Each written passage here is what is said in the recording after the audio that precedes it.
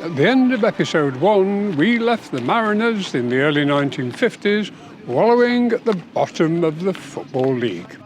Form picked up during the rest of the decade, first under a certain Bill Shankly and then under Allenby Chilton, who led the Mariners to a Division 3 North title. By the early 1960s, Town had earned promotion back into the second division. The rest of the Mariners' journey is recounted by some of the players, managers, fans and staff, as the club continue their yo-yo journey of promotions and demotions until the turn of the century, when Town retained their place in Division 1 under manager Alan Buckley. That has to be Alan Buckley, doesn't it? If you watch some of the goals now, the football that was played, the passing and movement that he brought forward for everybody. Not only the quality of the football played, but also the level it was played at, because we were playing at a much higher level then. I think only now do Town fans realise how much above our weight we were punching then, really. Division to the third division under their second season with Alan Buckley, and what an ovation there. As far as I'm concerned, Alan Buckley should walk on water. In that era, when we were in the Championship, beating Sheffield United 4-0, Drinkall got after it, 2 wingers, Johnny Scott, Jimmy Fell, winning 7-0 away at Bristol Rovers. Saturday night and Sunday, if the Town win, nothing else matters. I said, if I cut myself, it's black and white blood. And I think there's thousands of people like me. My dad played for Town between 1958 and 1965. And so my connection with Grimsby Town goes back many, many years.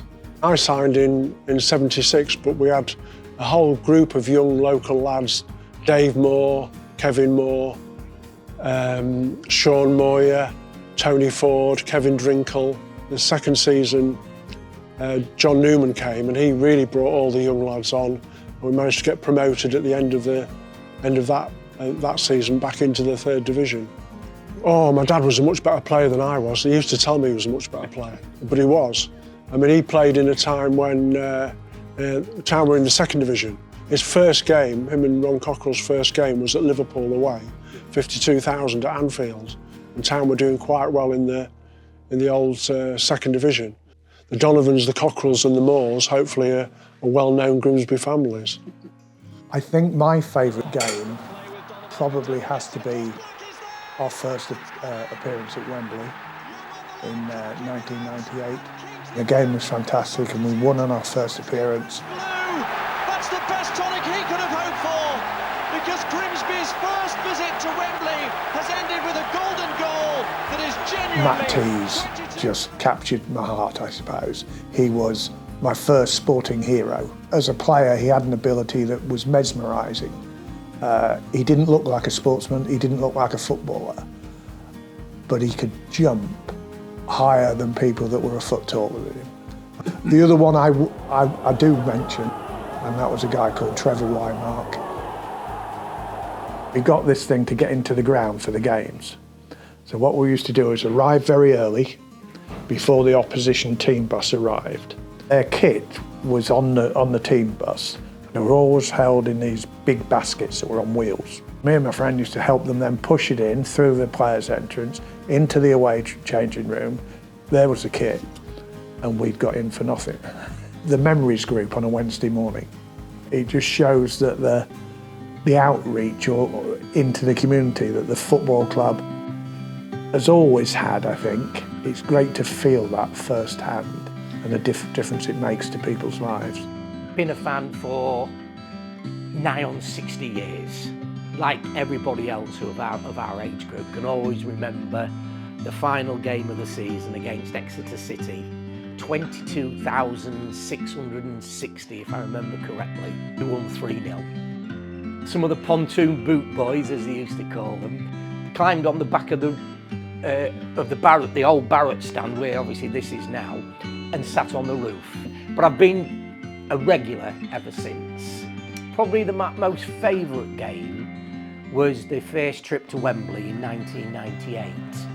Not so much for the game, but what it represented to the town, the community, to family at Wembley for the first time.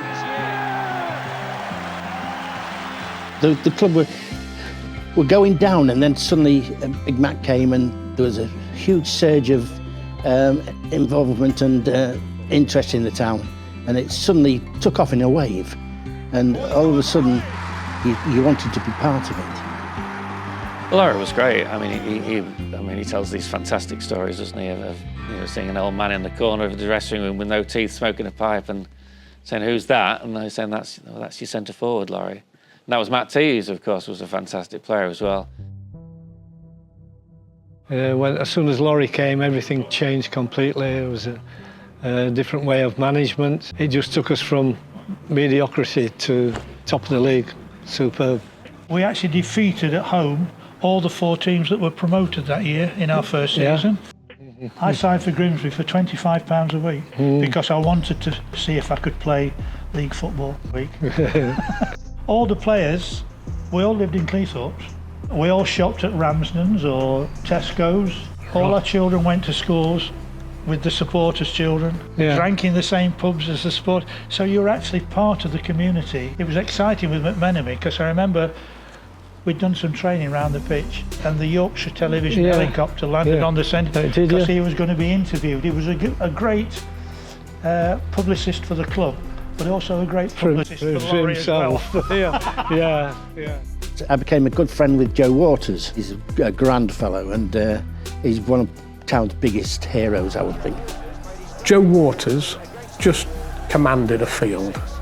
For a little fella like me, just total control of the situation. I'm Joe Waters, played for Grimsby Town from 1976 to 1984. Had a great times, great memories. The town of Grimsby and town of Cleethorpes were buzzing at the time. It was a great, great time to be here and to live here. For the second season. Town has made his run already. Seaman played a... There are a few favourite matches. The most favourite was the Third Division Championship game that we played here on Brundle Park against Sheffield United. When we saw the fixture list, we were so excited about that game. We thought what a great end to the season it would be if they were going for the championship and we were going for promotion. We'd have a full house and it'd be a great occasion. If we win the Third Division Championship. And we beat them 4-0. Include many trawler men who bring back fish from the North Sea, and they expect their... It was a happy place to be. We're all part of the same club. Who was the best or who wasn't the best doesn't matter. The fact is that we all represented this great club, and we were proud to do it. The club was in the then Third Division.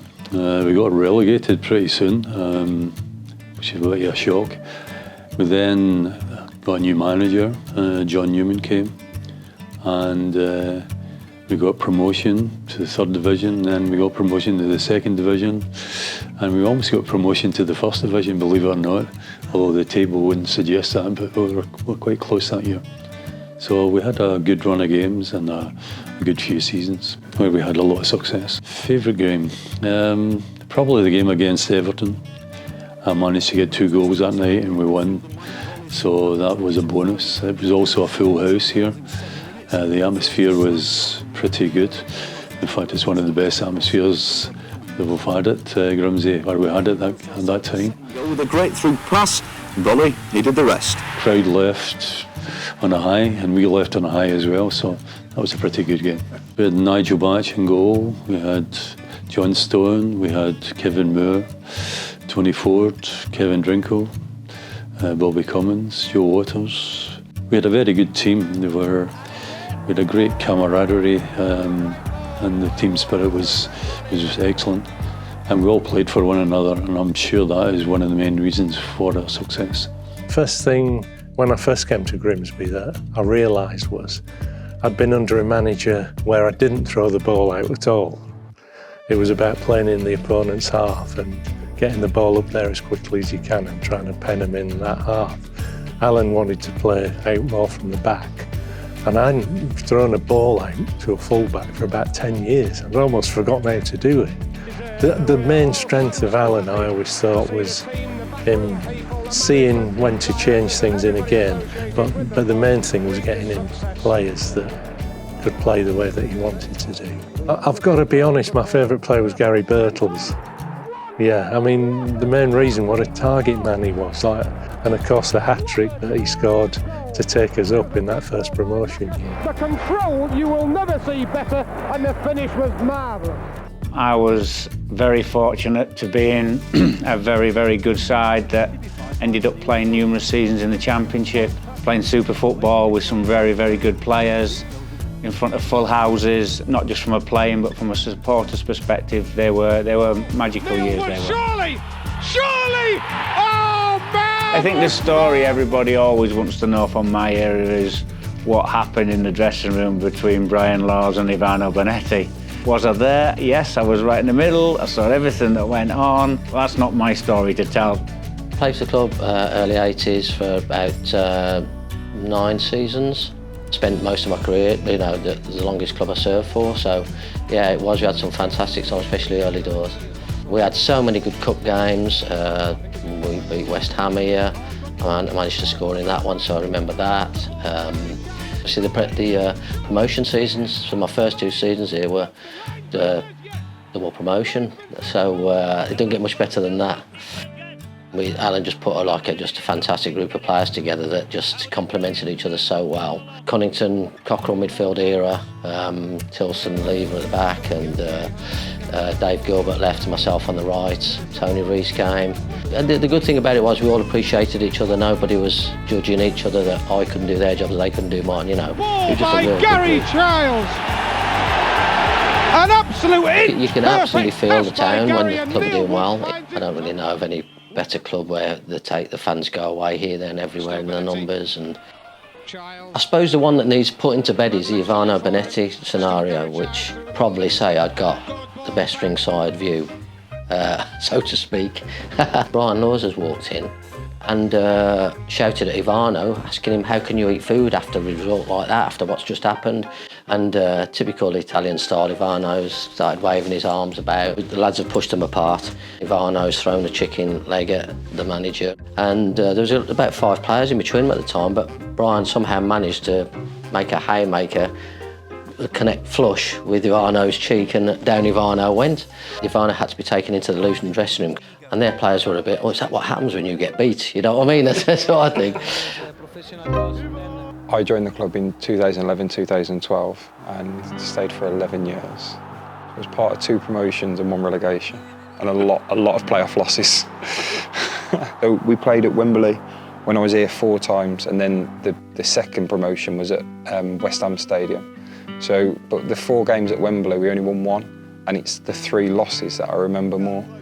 The one to Bristol Rovers in the playoff final was the worst I've ever felt. I didn't want to leave the house, and we got so close. And the one thing I'd always say about Grimsby, the fans, the town, everyone cares about it.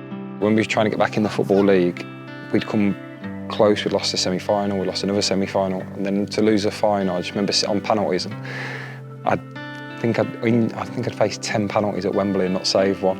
And as a goalkeeper, that was what I wanted to do. Growing up, I wanted to play at Wembley and save a penalty. That was like my little dream, and I got the opportunity 10 times and failed it 10 times. I think people don't understand the sacrifices you make to be a footballer. It's 24/7, it's not. You don't just come to work and people think, oh, you work short hours or you don't do a lot. Like, everything you eat, you miss weddings, you miss birthdays, you don't take a holiday, you can't just go away for a week. And it takes over your family's life, and they're the ones that then suffer your moods. Yeah, it was obviously more a job to me because I felt everything. And when we got back in the Football League, it did mean a lot more than that to me. So people that work here day to day, that keep it ticking over, the groundsmen, the people in the office, like, they're the people that they're the heartbeat of the football club, the kit men, people like that. So I always think it's nice when they get recognised as well.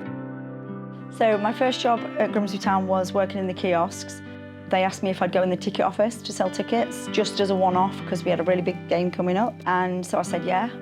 And then from then on, I just stayed in there. They wouldn't let me go. My favourite memories are obviously going to all the playoffs, being at Wembley, Nathan Arnold scoring that goal and looking to the skies. It's like it was yesterday. It was just amazing. Just interaction with the customers, love it. It's just like one big family.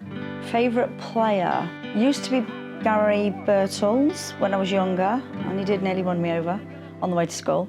That was my claim to fame. Yeah, so Lee Peacock was my favourite player, and I used to babysit for him. Nathan Arnold, obviously. Not just because of that goal, just because the person he is amazing. Craig Disley, that era, you know, just great guys. Danny Rose, Doug Tharm, oh, and Jason, love Jason. Yeah, Jason's good. Got so many favourite memories. I would say the club gets you through. Gonna make me emotional now. Yeah, there's been a few things happen in my life, like losing my husband, and coming here helped, you know. So yeah, it's just, yeah, I don't know where I'd be without it, for sure.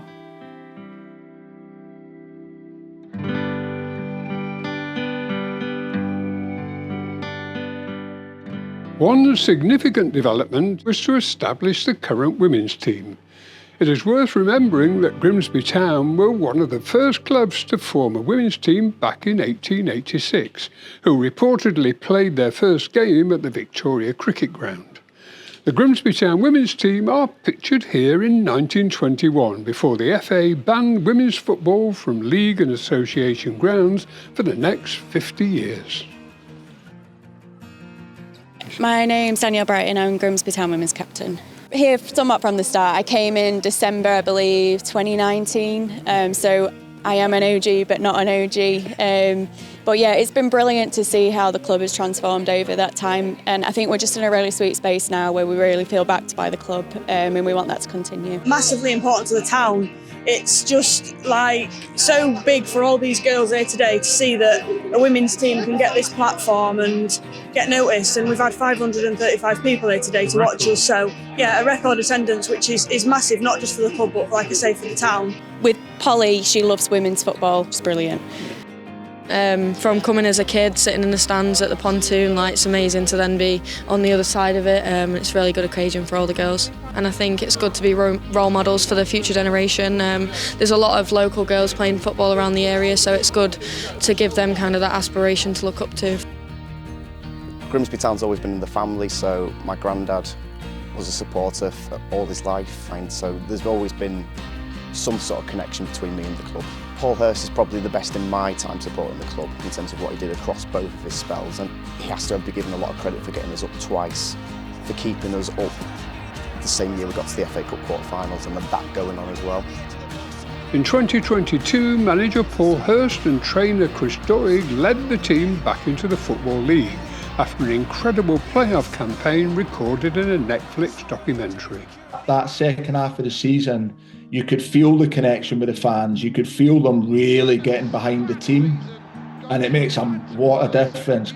The following season, we got promoted via the playoffs again. We beat Forest Green in the final, 3-1 in the final. In the 2 full seasons that we were back, we got promoted at the first attempt with the club's highest finish of 11th in 17 years, and we got to the quarter-finals of the FA Cup. But it was always going to catch up with us, and I always thought the club, the team, was always going to have a dip. It was just inevitable, and we did have a dip, really, and unfortunately we lost a job during that dip, you know, but I was always confident in time, and I am confident, without a shadow of a doubt. I think Grimsby will get promoted out of League 2. New owners Andrew Pettit and Jason Stockwood set about rebuilding the club with new appointments both and off the pitch, including Christine Green as fan-elected director. We are a family. We're a big family. We're an odd family, a strange family, a beautiful family, any type of family you want us to be, but that's what we are. Under their guideship, we've got a promotion, we've got an FA Cup historical run. 24-25 season's going to end on a positive. David Artell's probably a little bit different to coach to what we're used to, very much on the data and the technical side, but can have a conversation with you as well and explain where he's coming from. So all positive, and that's as much as you can ask for as a football fan when you can't affect those types of things, that those decisions and those impacts are being done in the best way possible to give you that chance of 90 minutes being as successful as it can be. Paul Hurst was replaced by David Artell as manager in 2023, and Polly Brancroft replaced Debbie Cook as CEO in 2024. I think some of the challenges come with the age of some of the facilities. Blundell Park celebrated its 125th anniversary this year, and a lot of the facilities are of the same age as well. So trying to develop a really competitive men's first team and women's first team within a high performance environment with some of the facilities as they are, is probably one of the key challenges. Yeah, so player signings, we like to take a data-informed approach. Oh, it's absolutely more than can they just kick a ball well? Yeah, there's a huge process that goes into identification and that check and challenge to make sure that they are a good fit, not just in the style of the play, but the character and making sure that they're committed to this club and they're on board with what we're trying to achieve. For me, I'm from the area originally, so I went to school in Caister, which is sort of 10 miles up the road. My family are from the area, mum, dad, grandparents. So I've got deep connections to Grimsby Town. I came back here it would have been 2017, 2018 when I came on loan. And yeah, just loved it. Felt like home, fans welcomed me with open arms, and yeah, it was amazing. Am I planning to stick around? I'd love to. I would stay at this club, honestly, now for as long as they'll have me. We know how important the badge is and the power that can do for good within the community. So we're doing a lot of work, outreach work, and also to bring people through the gates here at Blundell Park. So yeah, lots of exciting things going on, but yeah, to climb through the leagues is the main vision. The academy is an absolute lifeline for a football club at Grimsby, like it is for any other club at that level. You go back in the history of the Moores and Tony Ford and Kevin Drinkle coming through to your Ryan Bennett's and locally Danny Norths and presently at the moment in the team Evan Corey and Cameron Gardner. So financially obviously is a massive aid to the football club to have young lads coming through that have a sell-on value. I think from a communal perspective, it's great that the young lads in this town feel they have a chance of playing in their hometown's first team as well. So my job was to make sure that when I came to this football club was to raise the expectations on the pitch. The owners had been in a couple of years, and I think they'd done that certainly in the community and off the pitch, but in the football club. And my job was to raise standards on the pitch, and I think we've made a good start. But in order to build a team, we wanted to play, it's easy to say the Grimsby way. You know, if you said to me, what's the Grimsby way, I'm not fully sure. It's got to be our way, it's got to be authentic. That's the real key thing. And players who believe in that. And I think we've got a whole team that believes that way. Also, we've got to recognise that we've underperformed and underachieved for a long time, you know, relative to what we are and relative to the fan base. And we've got to, like I say, my job is to sort of pick it up by its scruffy of its neck and say, right, come on, here we go. And I think we're doing that. We're starting to see the fruit of maybe 12, 15 months of hard work, and hopefully we're getting them playoffs, and you never know then. In September 2024, Town celebrated 125 years at Blundell Park with an anniversary game and an exhibition featuring photographs and memorabilia from the club's history. I'm from Grimsby, I love Grimsby, and my son wants to come. Yes, I've been a fan for 35 years. I've been a good supporter almost 40 years. I went to my first game Saturday, 22nd of March, 1986. It's in the blood.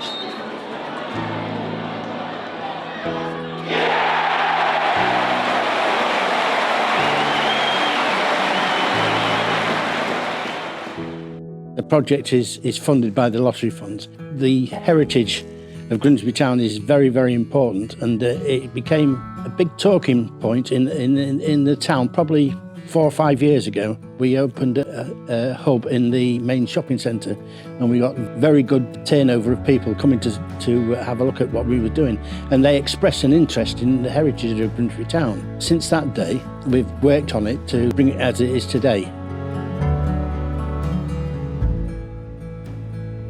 Grimsby Town from 1878 to the present day, and all years in between, there's been some ups There's been some downs, and we've got them all. I think the club now is in a really good place. I think it's got some very, very good owners who are committed people, sensible people, and will take this club forward. So there's a lot, I think, to look forward to. Our story of the Mariners' 146-year journey ends in 2025 with an epic game against Manchester United that is considered by many to be one of the greatest games in the history of the Football League Cup. It was a bit of a surreal day, really. You're sort of preparing for the game because they were bringing such big players. The car park that we normally use to get into the game was closed off, so we had to get a bus to the game. And you don't overthink who you're playing against, you're just sort of getting on with your job, really, because you've got no choice. They force the best out of you, playing against the best players. And yeah, we knew what was required to match them and to even sort of live with them, to have half a chance. And I think it was beyond anyone's wildest dreams, really, what transpired in that first half.